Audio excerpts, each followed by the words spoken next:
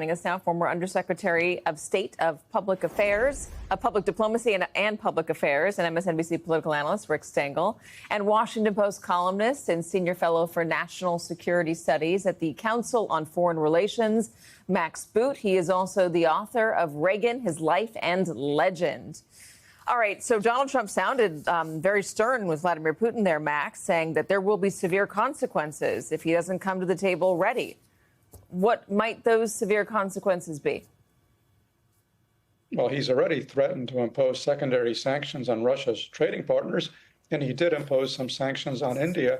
But, you know, the problem with Donald Trump is you just don't know which Trump is going to show up in Anchorage. Is it going to be the Trump who was talking tough about Putin in June, talking about how Putin gives him a lot of BS on the phone, but then winds up bombing cities anyway? Or is it going to be the Trump who keeps talking about how Putin wants peace and trying to blame President Zelensky for his country being invaded? He's been all over the place, and I just hope that he hews to a tougher line with Putin than he has done for most of his time in office. He has seemed of late, Rick, to be disillusioned by Vladimir Putin. He seems to have late understood that Putin was stringing him along, tapping him along, as Trump would say. But Max is so right to point out you never know which version of Trump is going to show up. So how do you set expectations if you're NATO, if you're Zelensky, if you don't know if it's going to be the Trump who doesn't want to get strung along or the Trump who really wants to be best friends with this guy? Well, it's hard because he has sort of a goldfish brain where he just swims in every different direction. There was, as you said, Katie, a trajectory where he became disenchanted. And as Max pointed out, he sanctioned India. Well, by the way, that's like kicking the guy next to your enemy in the shins instead of the guy who is your enemy. But yeah, so he saw from the beginning. Look, remember he said, "I can end this war in 24 hours." Zelensky early on agreed to a ceasefire. Putin wouldn't.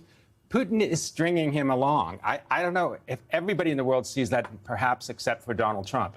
And by the way, until today, he was saying this is a get-to-know-you meeting. I mean, his press secretary said this is just a preliminary to a second meeting.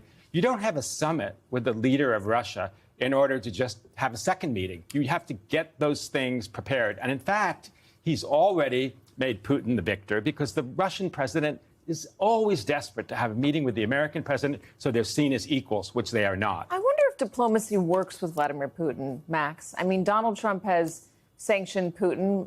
President Biden sanctioned Putin before this. NATO is trying to put pressure on Putin. There's sanctions coming from all over the West.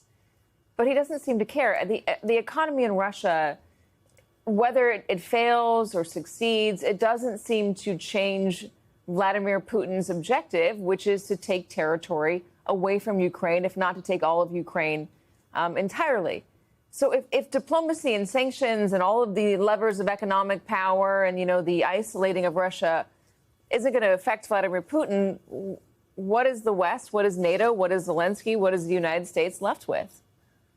Well, I think Putin does pay attention to sanctions. He does pay attention to what the West does. I mean, I think the fact that Trump was threatening to impose heavy sanctions on him last week got his attention.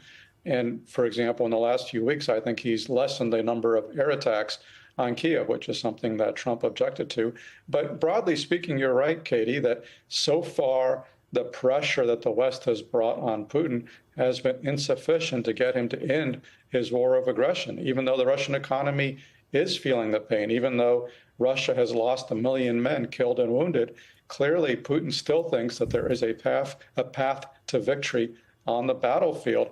And the only way to get him to negotiate seriously, the only way to get him to make real concessions at the negotiating table, which I very much doubt he's going to do in Alaska, is to convince them that he can't win his objectives at gunpoint. And I think, we're moving in that direction, but we would move a lot faster if Donald Trump would skip the summit and instead would impose maximum pressure sanctions on Russia. If instead Trump would also send more weaponry to Ukraine, and if instead Trump would also give Ukraine access to the hundreds of billions of dollars in Russian assets, which are currently in Western banks, all those kinds of measures will significantly ramp up the pressure on Putin, and I think eventually force him to negotiate in earnest. But I just don't think that we are there yet. Do you agree? I agree 100% with what Max said. For Putin to change his course, he has to think that he can't achieve a military victory. What he may try to do in Alaska is achieve at the negotiating table what he hasn't been able to do on the military battlefield. As Max said, he's lost 1 million men. How does he explain to those Russian mothers about what their sons Does were he feel he fighting for? needs to? Well, at a certain point, he does need to. And the Russian economy is weaker and weaker. They're doing some things that they hadn't been doing before, which is building their own weapons.